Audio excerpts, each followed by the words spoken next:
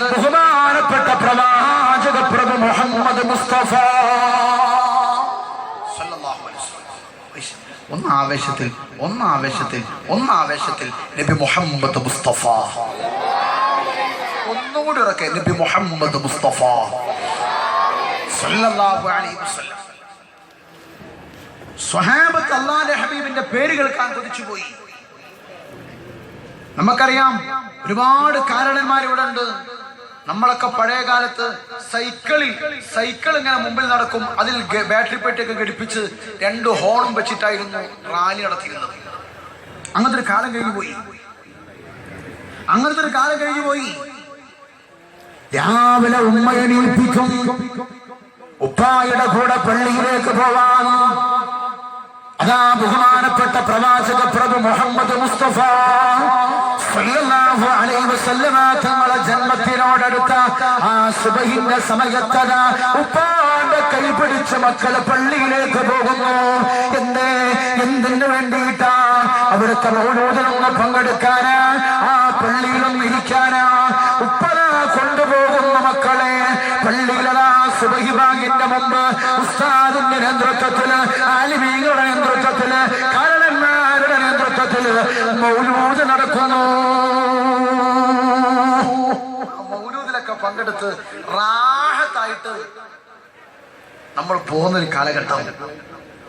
റബീഉൽ അവ്വൽ 12-ന് എണ്ണൊക്കെ തേച്ച് കുളിച്ച് നല്ല തൊപ്പിയൊക്കെ ഇട്ട് നല്ല വെള്ള വസ്ത്രമൊക്കെ ഇട്ട് ബാപ്പ മദ്രസ കൊണ്ടുവരും.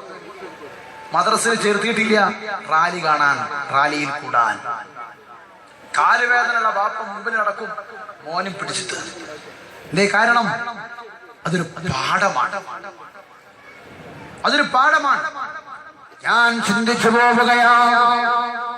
എന്റെ കൈ പിടിച്ച് എന്റെ പ്രിയപ്പെട്ട ഉപ്പ ആ നാട്ടിലെ നബിദിന പരിപാടിയിലേക്ക് കൊണ്ടുപോയി. അത് കഴിഞ്ഞതിന്റെ ശേഷമതാ ഞങ്ങളുടെ നാട്ടിലെ പള്ളിയുടെ ശ്മശാനത്തിലേക്ക് കൊണ്ടുപോകുന്നു. എന്നിട്ടൊരു ഖബറിന്റെ ചാരത്ത് നിർത്തിയിട്ട് എന്നോട് എന്റെ ഉപ്പ പറയുകയാണ്, ഇതിന്റെ ഉപ്പയാണ്. ഈ ഉപ്പാക്ക് വേണ്ടി ദുആ ചെയ്യണം. ആ ഉപ്പ കൈനീട്ടി അല്ലാഹുവോട് ദുആ ഇറക്കുന്നു. അല്ലാഹ് എന്റെ ഉപ്പാക്ക് പൊറുക്കണേ അല്ലാഹ്. എന്നെ ഞാനാക്കിയ എന്റെ പ്രിയപ്പെട്ട ഉപ്പാക്ക് പൊറുക്കണേ അല്ലാഹ്. ഇന്നും എന്റെ മനസ്സിലത് തട്ടുകയാണ് ആ വാക്ക്. ഉപ്പ മനസ്സിലാക്കിയതെന്താ? ഞാൻ മരണപ്പെട്ടാൽ എന്റെ മകൻ വന്നിട്ട് എനിക്ക് വേണ്ടി ദുആ ചെയ്യണമെന്നുള്ള മനസ്സല്ലേ അന്ന് എന്റെ പ്രിയപ്പെട്ട ഉപ്പ മനസ്സിലാക്കിയത്. എന്റെ ഉപ്പ മനസ്സിലാക്കിയത് എന്താ? ഇന്ന് എന്റെ ഉപ്പയാണ് മോനെ ഒന്ന് ദുആ ഇറക്കണമെന്ന് പറയുമ്പോ നാളെ ഞാൻ മരിച്ചാൽ എന്റെ മോന് വന്നിട്ട് എന്റെ ഉപ്പാക്ക് കൊടുക്കണേ അല്ലാഹ്. അതൊരു പാരമ്പര്യമാണ്. മഗ്‌രിബ് നിസ്കാരം കഴിഞ്ഞാൽ പഴയ കാലത്തൊക്കെ വല്യമ്മ മക്കളൊക്കെ വിളിക്കും, പേരക്കുട്ടികളോടൊക്കെ ഒതുർത്ത് വരാൻ പറയും, അല്ലെങ്കിൽ മോറും കൈ വരാൻ പറയും. എന്നിട്ട് എല്ലാവരും കൂടി ആ ബെഡ്റൂമില് അല്ലെങ്കിൽ ഡൈനിങ് ഹാളില് അല്ലെങ്കിൽ അടിച്ചേപ്പ് എന്നൊക്കെ പറയും. പഴയ കാലത്ത് അടിച്ചേപ്പില് സീറ്റ് ഔട്ടിലൊക്കെ ഇരിക്കും. ഇല്ല, അങ്ങനെ കേട്ടില്ലല്ലോ? അടിച്ചേപ്പ് കേട്ടില്ലല്ലോ? കേട്ടണ? അവിടെ ഇരിക്കും. അവിടെ ഇരുന്നിട്ട് വല്യമ്മ അങ്ങനെ ഓതും മൗലൂദ്.